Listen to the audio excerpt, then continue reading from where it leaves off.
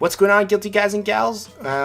If you've clicked on this video, you're probably interested in what the heck a Fusion Parasitelocke is. Well, you made it to the right place. This is a rules video pertaining to like this series that I've come up with, and I'm going to be hosting on this channel in the coming month or so, probably. I don't know, it's fire red, so it might not take that long, but I digress. It plays out exactly as you might think. If you're familiar with Pokemon Infinite Fusion, this will make a lot more sense. If not, the basic thing you need to know is you can fuse any Pokemon with any other Pokemon. So, that's it. So here's the rules. I'm going to jump right into it. And, yeah. You may only catch the first Pokemon you see on each route. If you miss out, like it roars you away or like you kill it, you run out of Pokeballs. That encounter's forfeit. You may get static encounters as extra encounters. That's kind of like subjective. You can do whatever you want with that. If a Pokemon faints, it's dead. All Pokemon are nicknamed. And of course, I'm playing with Dupes. Most people play with Dupes. You should probably play with Dupes for this, because fusing two Rattata together isn't going to give you anything fun. Anyway, this basically stops you from having to catch the same evolution line. So you don't have to have like a Raticate that's just a Rattata fused with a Raticate. Anyway, that's basically just normal Nuzlocke rules. The fun extra stuff that comes with this is as follows.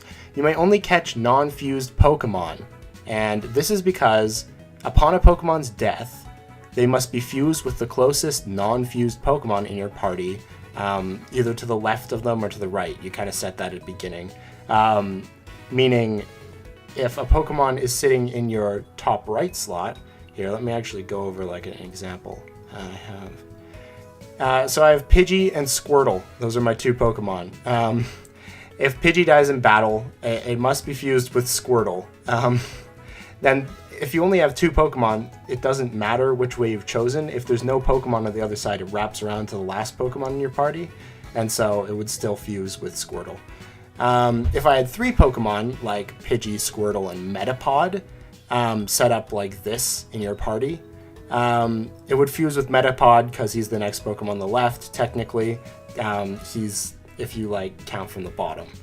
Anyway, if you're going from the right, then he'd obviously fuse with Squirtle. It's kind of complicated, but if you see it in action, it's not as crazy. So here's some questions you might be asking. What happens if a Pokemon is like already fused? So in that case, it just kind of skips that fusion, and the dead Pokemon fuses with the next unfused Pokemon. That's also why you can't catch fusions, because it would be kind of overpowered.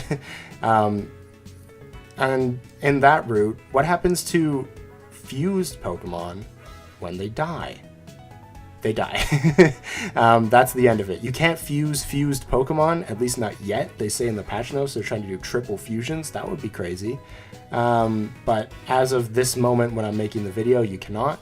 Thus, when a Pokemon can no longer forcibly fuse with another, it's eventually dead. And then another kind of weird thing you could think of. What if all Pokemon are fused on my party, except for the one who died?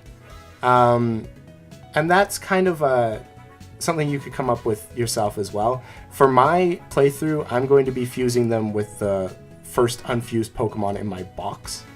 You could also just say they're dead. Either way. And these sets of rules means you always have to have one of the DNA splicers on hand. It's a big drain on funds, which can be a little bit spooky. You gotta watch out. So if you lose more Pokemon, you're actually going to end up with less money to protect the Pokemon you have, meaning you probably want to use less Pokemon in that case. But they do give you one right away at the start of the game, which is very nice for this sort of a thing.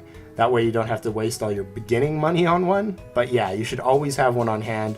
Or if you don't, when it happens, or say you're like in a gym battle, or not a gym battle rather, like you were stuck in Silphco or something, and like you just couldn't leave, you kind of like are right before Giovanni or something, that's fine. Just obviously don't use the Pokemon that are dead. That's standard Nuzlocke fare. And that's about it, guys. So, if you have any questions, please leave them down below in the comments, because I'm sure I haven't thought of everything. I've been trying to iron out all the odds and ends over this past few weeks here, and I did a test sort of run of it. I only went to the first gym, so there's definitely the possibility that I've overlooked something. If you have any questions, like I said, leave them down in the comments. I'll be fully willing to answer them, and I hope y'all are excited and you tune into the Pokemon Infinite Fusion Parasitelocke on my channel.